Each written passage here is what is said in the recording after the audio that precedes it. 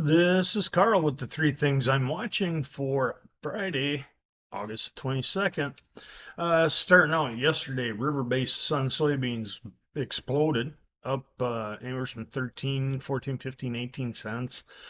Big gains in river basis, Gulf basis, CIF. Bottom line tells us somebody was in looking at soybeans. Somebody was booking freight. Doesn't necessarily mean the sales have to be announced, but if river freight spikes, it's because river freight demand is up. I wouldn't be too surprised in the flash sales today or possibly Monday if we wouldn't see China listed as a buyer of soybeans or some soy product. Crush margins spiked 13 cents yesterday on the spot. We've been dropping on our crush margins. And all of a sudden, we find out our meal is inverted, and apparently that snuck up on most people. So, bottom line is, we turned a little bit bullish in that soy complex. Soybeans also out of the United States, cheapest in the global market right now.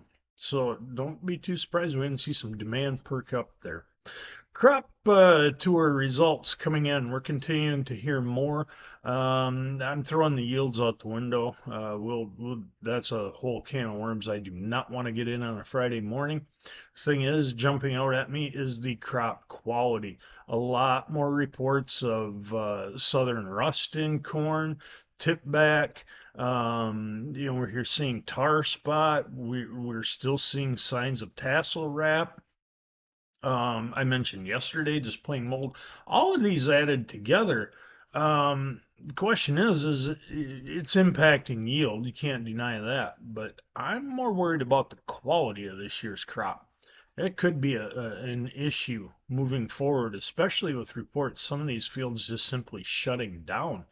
Those high overnight temperatures in July and to start August impacted this crop. That is becoming evident. Now, I am not an agronomist, don't claim to be, don't want to be, but the ones I am talking to that are pretty smart telling me that was a problem.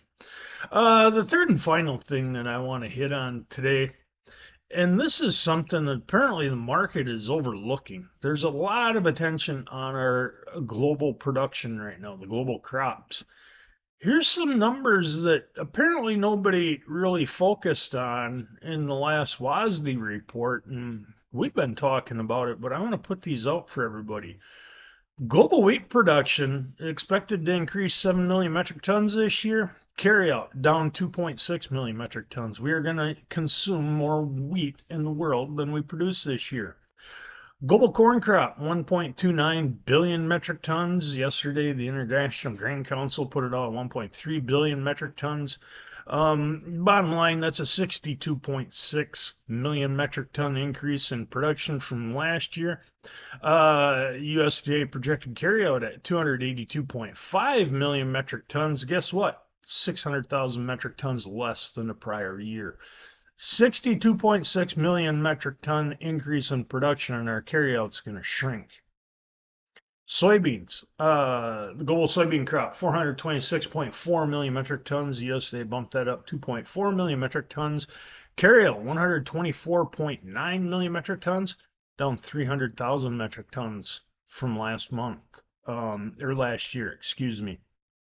Bottom line, we're producing big crops and we're consuming them. This is not a demand issue in this market. It has never been a demand issue. It's a production issue. We are producing too much. We have overproduced.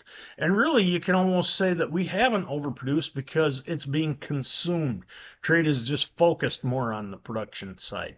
We got to start looking at the demand side because I'm going to tell you that paints a whole different picture to this market. And I do think that traders are starting to wake up to that. Those are the three things I'm watching today.